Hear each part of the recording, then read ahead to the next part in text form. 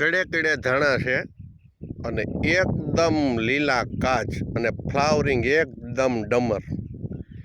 જોરદાર ધાણાનો ઘેરો છે.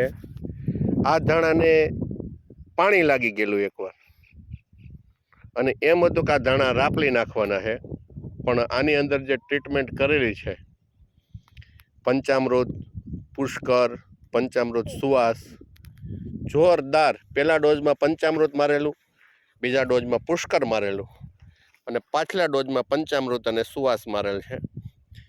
3 ડોઝ થયા છે. તમે ફક્ત આ ઘેરો, આ ભાઈ જ્યારે દવા લેવા ગયેલા ત્યારે એવું કહીને ગયા હતા કે અમારે ઘેરો રાપલી નાખવો પડે એમ છે. અત્યારે સૌ એમ કહે છે કે ભાઈ ધાણાના વિકાસનો પ્રશ્ન છે, જાંબલી થાય છે, ફૂલ નથી આવતા. આ તમે જોઈ શકો છો.